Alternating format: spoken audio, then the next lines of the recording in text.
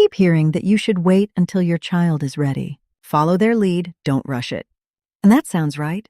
It sounds kind. But what if waiting past a certain point doesn't make this easier for them? It makes it harder. What if the thing you're doing to protect them is the thing that trips them up in kindergarten? Here's what I mean.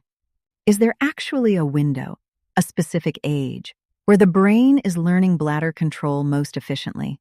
And if so, what happens if you miss it? What does child-led actually mean versus indefinitely delayed? And this is the one I want you to sit with. What's the one thing on most readiness checklists that parents keep misreading? Because it's not what you think it is. Here is what the research actually says. Researchers tracked more than 8,000 children, not a small group, 8,000, in a large prospective cohort study, and they followed these kids from toddlerhood all the way through school age. What they found was striking. Children whose toilet training began after 24 months had roughly 50% higher odds of daytime wetting, delayed bladder control, and accidents coming back once they started school, compared to children trained between 15 and 24 months. 50%. And here is what made that number really land. It held after they controlled for temperament, for sex, for developmental delay, for maternal depression. None of those things explained it away. The timing of training itself was the key factor. So let's talk about what that actually means for you, right now, wherever you are in this process. First, there is a neurological window, and it is real. Between roughly 18 and 24 months, the brain's circuitry for bladder control is consolidating. The neural pathways that let your child feel the urge, hold it, and then release on purpose are being built and reinforced during this stretch. Think of it like learning to read.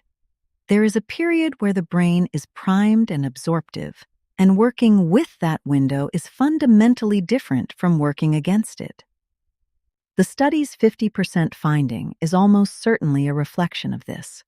When training begins after the window has started to close, the brain has already been practicing a different pattern, going freely, without awareness, without holding. That pattern gets grooved in. Retraining a groove is harder than laying one down fresh. That's not your fault. That's just neuroscience. And it means waiting until they're ready and waiting past 24 months are not the same sentence, even though we've been treating them like they are. Second, the school-age consequence is not just about accidents. When the study found elevated relapse trajectories at school age, that matters beyond the wet pants themselves. A child who is managing accidents at 5 or 6 is navigating that while also learning to read, making friends, sitting still, following a whole new set of rules. The cognitive and emotional load of hiding an accident, feeling embarrassed, asking to use a bathroom in a new environment, that is a real weight.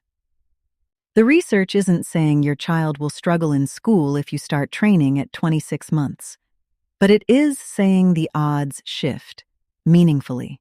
And that's worth knowing before the window closes, not after. Here's an honest limit I want to name. This study focused on daytime wetting and bladder control in the toddler to school age range. It does not tell us much about nighttime dryness, which follows a different biological timeline.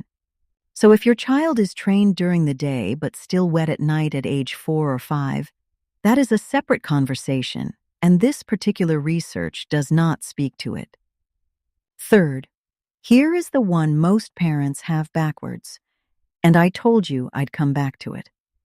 The readiness sign people most often wait for is the child saying, "I want to use the potty." Verbal, enthusiastic, self-initiated. And when that doesn't happen by 22, 23 months, parents assume the child isn't ready and they wait. But the research suggests that interest and readiness are not the same thing, and that the biological window does not wait for enthusiasm. The readiness markers that actually matter, the ones that align with the 15 to 24-month training window the study identified as optimal, are physical and behavioral, not verbal. Can she stay dry for a stretch of an hour or two?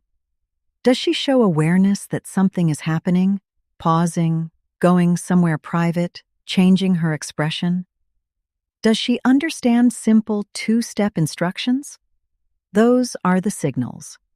Waiting for her to ask for the potty is waiting for something that may simply never come before the window narrows. So here is your actual checklist, and you can run through it today. 1. Dry spells of 1 to 2 hours. 2. Any sign of awareness, hiding, pausing, going quiet. 3. Basic physical coordination. Can she walk steadily? Can she squat? 4. She understands, put this there, or come here, do this. If you are checking all 4 of those boxes and your child is between 18 and 24 months, the research is telling you this is your window. You do not need her to be excited about it. You need her nervous system to be ready for it. And the science says it is. 4th, child-led does not mean what we think it means. The original philosophy behind child-led training was a response to harsh, coercive toilet training practices, rigid schedules, punishment for accidents, shame. That was the real problem it was solving. But somewhere along the way, child-led got translated into wait as long as it takes, and those are completely different ideas. Child-led, done well, means you follow the child's physical and emotional cues. You don't force, you don't punish, you don't shame. It does not mean you wait until age 3 or 4 because you're afraid of getting it wrong. The study's data is clear that the delay itself, past 24 months, carries its own risk. Being gentle and being timely are not in conflict. You can do both. You know what you're doing. You asked this question before the window closed, and that matters more than you know.